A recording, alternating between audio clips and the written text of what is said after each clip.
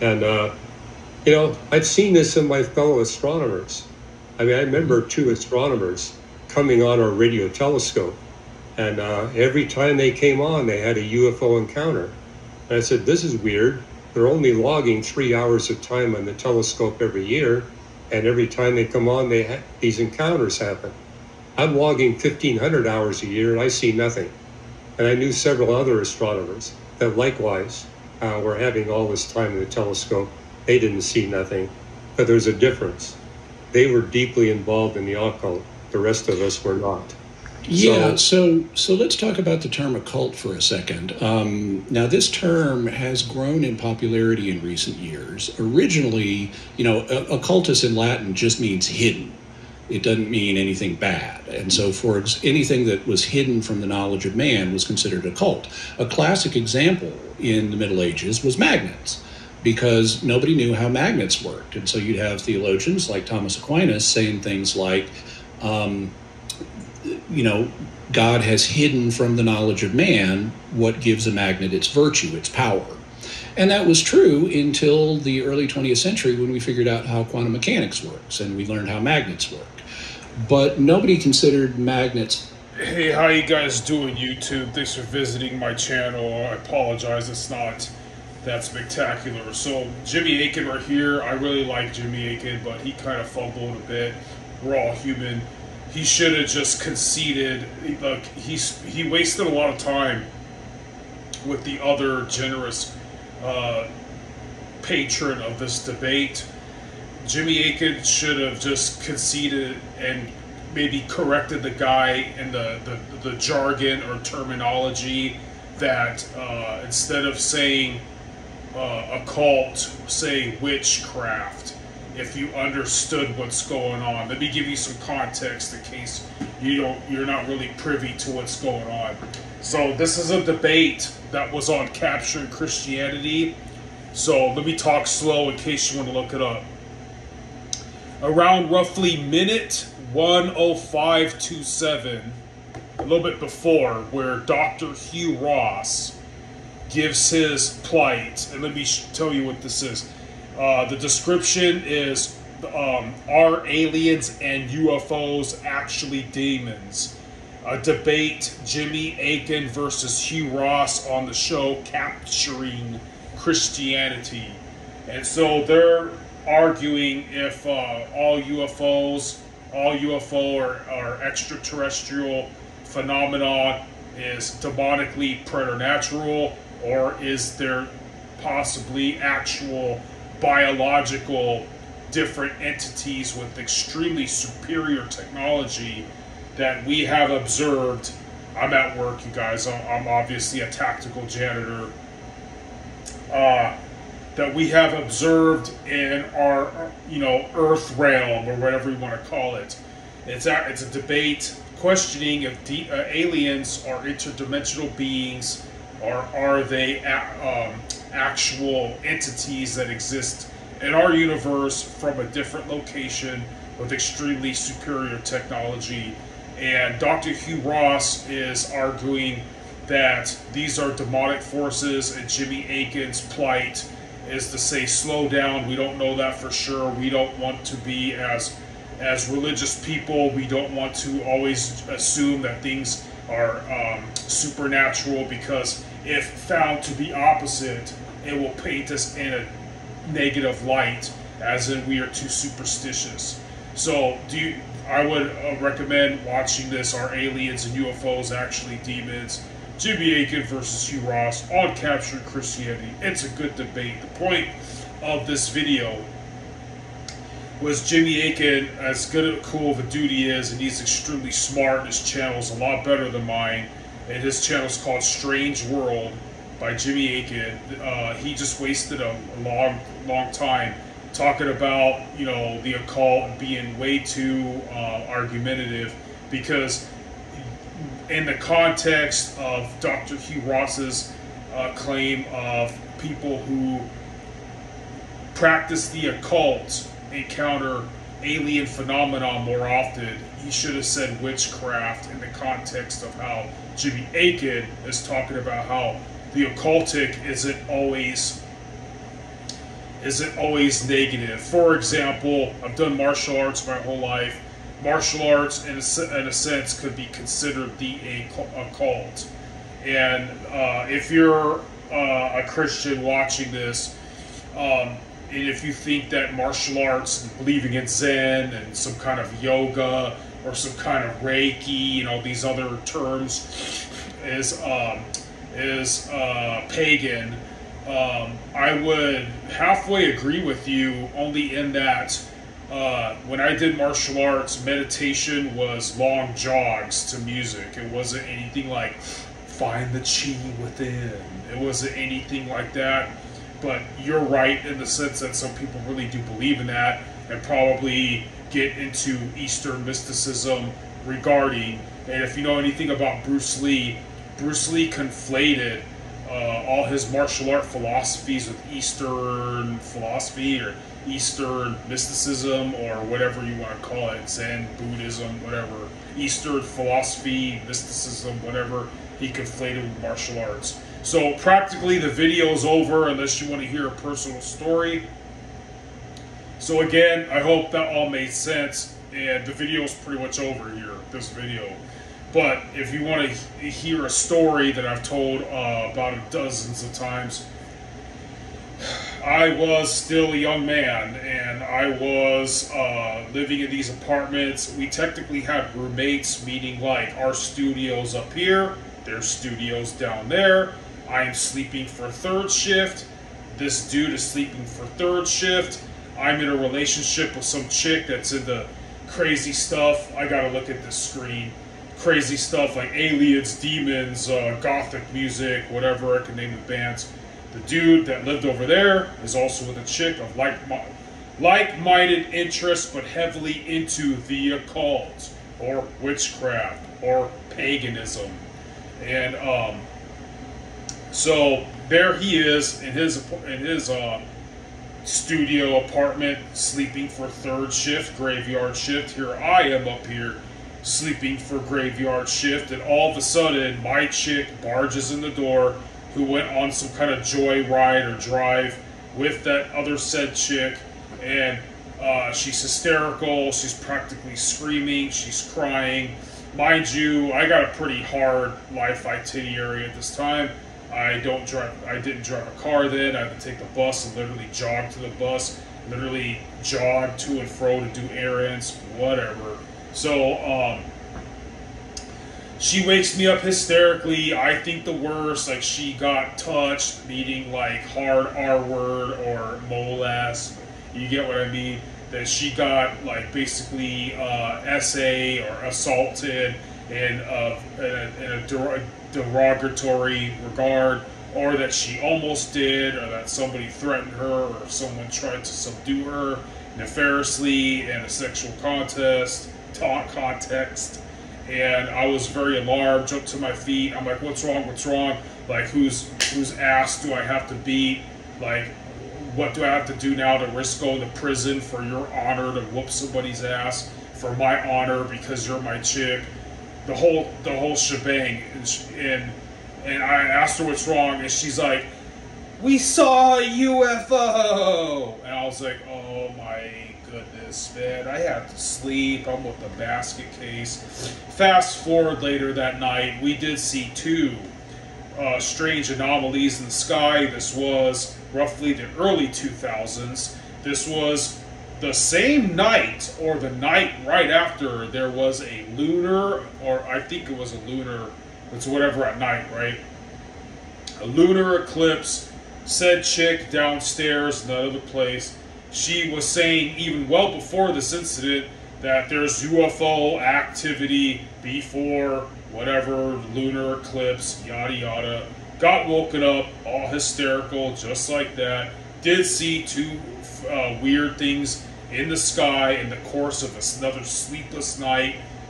Being up and babysitting these chicks. It's the only time that my said chick at the time experienced what she called was like some kind of weird phenomenon, hanging out with this chick. This chick's apartment was really scary. There was a bunch of demonic crap everywhere. That really happened, and this video was simply about how Jimmy Aiken should have just conceded or agreed or let the conversation carry on and said witchcraft to correct but agree at the same time with Mr. Hughes, Dr. Hughes, about saying, people, this isn't a bracelet. I tie my goatee with this. About, you know, whatever I just said. The occult has become a pejorative word in the Christian hemisphere. So to be more politically correct, he should have just interjected that, oh, you mean witchcraft, to carry on the conversation. I like Jimmy Aiken. It's easy. It's very easy for a couch potato coach or armchair observer or whatever you want to call it to interject. It's the same thing when you watch sports. Like, oh, he should have threw the ball a different way. He should have countered this other way. It's very easy when you're out in the heat of the moment and everybody suffers brain fatigue. So that stuff happens. Which reminds me, remember guys, fight the power. And if they keep us on these bad diets and they force the people to give up their rights to eat fresh organic food, animal products and stuff like that, we're all going to get more stupid. So there was the video. I hope you enjoyed it. This channel is eventually going to have more and more content as long as this phone lasts. I would follow me if I were you, because eventually I'm going to teach everybody how to whoop ass and stuff like that with a bunch of cool miscellaneous topics. Check out the description of my channel. I don't care about making money on this crap. What I care about is to have more people red-pilled by the things that I've had time to discover, like little minutia details of this. I want to advocate to all you guys. Check this out. In my lifetime, I get told that I don't look as old as I am. You know, we saw a lot of crazy stuff, man. We had 9/11, you know, the Twin Towers fall. Then we had a bunch of bad recessions. Then we had this COVID pandemic. So, like, look up this channel called, like, from Bjorg, Andreas, or Bull Hansen. Like, everything that guy talks about, man, I'm telling you, it's going down. Because this world's really crazy, and we need to prepare. What I'm doing to prepare is I'm stockpiling a lot of canned goods, a lot of canned food, and, like, this is going to lead me to another tangent that if you want to, if you don't mind me ranting a little bit and shooting off the hip, you guys. So a lot of you guys out there are carrying on, like life is going to carry on. The world's going to be normal. This isn't the late 20th century anymore, the early 21st century. We got some crazy stuff going on, guys. Right now, they're trying to push this monkeypox, mpox. I mean, come on, you guys, wake up. I mean, in the medieval times, we had Black Plague, we had syphilis, we had leprosy, all this other stuff. And in the early 20th century, a lot of those things got eradicated in first world countries. First world countries mean like most of Europe, the United States, right? That stuff doesn't exist anymore. Like back in the medieval times, people who are sexually promiscuous, their freaking body parts are falling off, man. Like nowadays, you know, freaking, we're thank God we're in a better standing, you know. And we had all this penicillin, we had vaccines or whatever back in the early 20th century. And I'm not stupid that, oh, this thing called mpox magically evolved. That first you want to what they call church it up. It's called monkeypox, and sounding more foreboding, and it's affecting the homosexual community. But now all of a sudden a variant, it just magically evolved, and it's getting most straight people now too. During COVID, I was fine. I led a really robust life other than the gyms and stuff like that. were closed down. I don't bodybuild. I've done martial arts my whole life. I will showcase that, teach a little bit of that. But back to the subject is, you guys, I want to recommend start doing things to preserve canned food and water. I got these big old water jugs that are advertised that can store water indefinitely, meaning for some reason your average water bottle, water will go bad in it for some reason when it gets exposed to sunlight. Look that up. I don't know why. If you're going to store canned foods, don't forget to have canned fruit as well, because if you don't eventually eat fruit, they say vegetables too. If you don't eventually get like vitamin C in your diet, you will get scurvy. Another thing I want to recommend to you dudes out there that especially need to guard a fort, guard a family, right? The cheapest, the most budget, most reliable home self tool that is freaking too good to be true is called a Maverick 88, made by Mossberg. It's a 12 gauge shotgun. Right now, it's probably only about $300 because our economy sucks.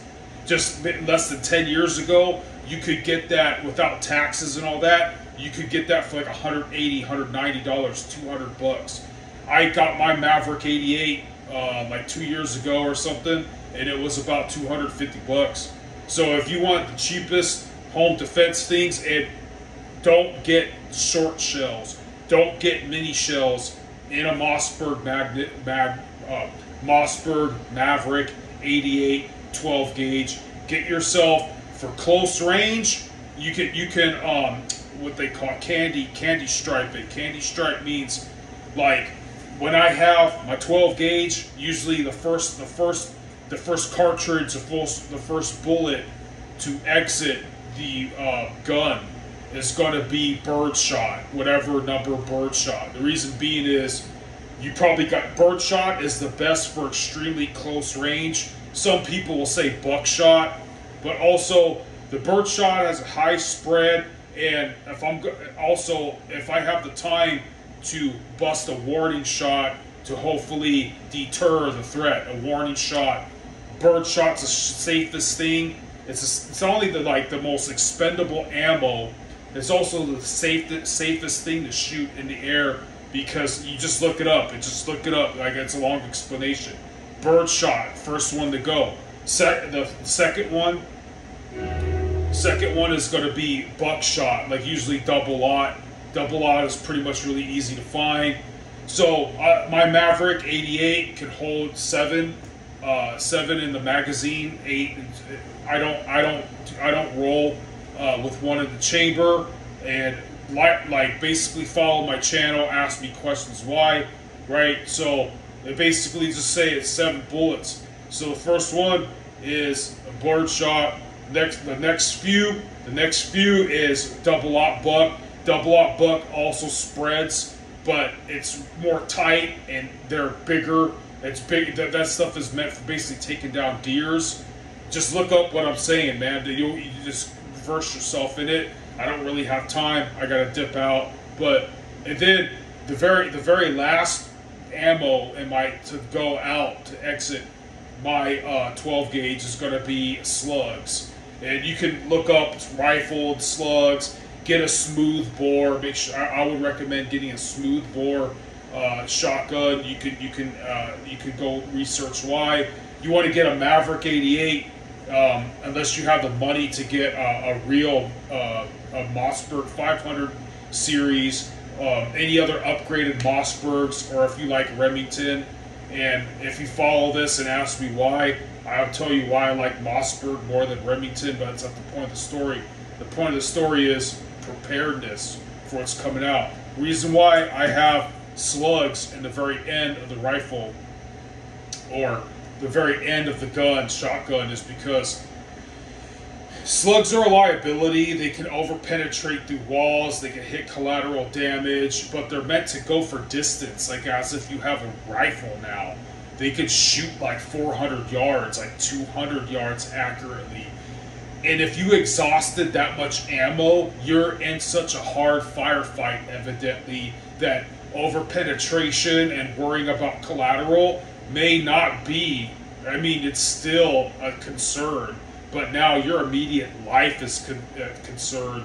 And if you're facing a threat that that freaking buckshot couldn't deal with, you might have to go to a slug, because that threat might be something with someone with body armor, or they're behind a freaking object like a wall or a vehicle, or they're shooting at you from such a long distance that you might as well start packing in the slugs. And there's more detail that I want to get to. I can tell you, as a beginner, someone who's just getting into prep, what kind of best like survival knives. I've been researching this stuff for like the last 2 or 3 years. That's what you get if you follow this channel. And anyways, this video was done like an hour ago. I was ranting about that debate. God bless and keep on rocking in the free world. You rock. I was gonna keep blabbing. I'll let you go. Have a good day.